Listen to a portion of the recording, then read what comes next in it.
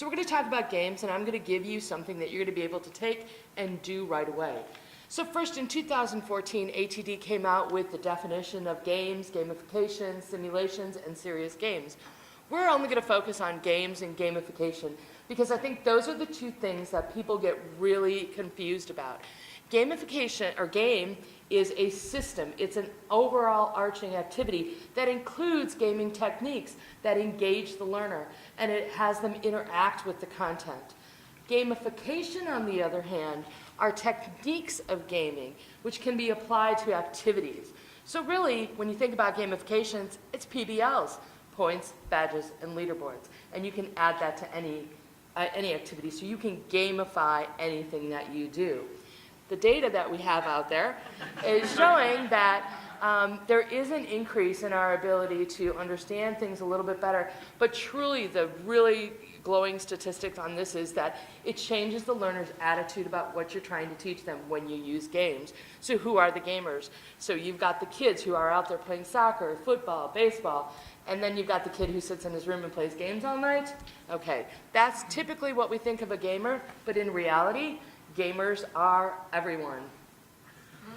They are your grandmother who teaches their grandchild how to play a card game, the guy next door who runs a Friday night poker game, the guy who teaches his daughter how to play field hockey out in the backyard, and of course my niece doing Pokemon on the go with my phone. We're all gamers.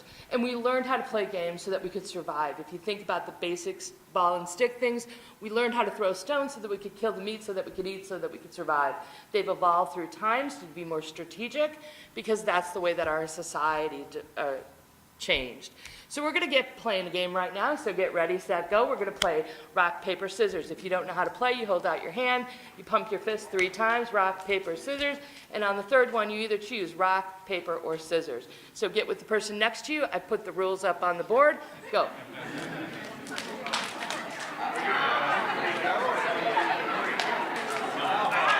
All right. All right, you're going to ruin my 20 seconds here. We got to get going. So, gaming includes several techniques, and the game that we just did involves some of the techniques and the elements. Now, they don't include all of the elements because that doesn't necessarily define the game, but you do want to have some elements out there. So we did something at an organization I was at called Games and Grub. We would grab our dinner, or lunch, I'm sorry, and play a game for 20 minutes. And we would really get involved. We played all kinds of games. And then, more importantly, the next 20 minutes we would spend debriefing the game. And when we debrief the game, we'd ask what the goals, what the win state of it, how do you game it? It's really important to understand how people understand how to cheat, because you have to build that into your rules when you're creating a game. So 20 minutes we debrief the game, and then the last 20 minutes, the critical part is how are those techniques used back in our business? So if we're playing a game that involves negotiation, what group needs to learn negotiation skills? How could we use some of those techniques in the activities that we do currently? So basically, how can we either design a game or gamify it?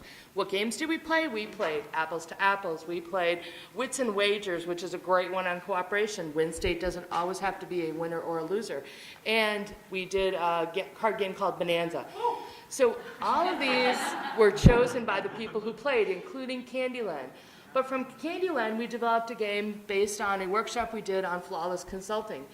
And what we found out critical is that when we designed the game, we learned the content. So we actually took that theory and we put it into some of our own pieces. And how did we do that? We play tested it. So we created it, play tested it, got feedback, created, play test, got feedback. Went through a number of iterations using paper and pencil. And then we decided to go and move into a more professional production. So one of the games you see in the middle is called Inventory Shuffle. And that was when we actually got produced on cards. So you got a deck of cards. You had to evaluate what your opponent was talking about, and then you would move up. So we did like a round robin. So these are just some of the games that came out of our session in Games and Grub. So how do you learn about playing game or creating games? Play games. Play games all the time. I saw a quote the other day, and it said, "The object of life is to play." I thought that was really cool. So we play games, play them together, and look at the resources that are out here. Carl Kapp is a great resource to go. He's got a blog. Do a book club on his gamification book. There's Coursera courses out there. There's just a number of resources. Use all of them and get your people playing games.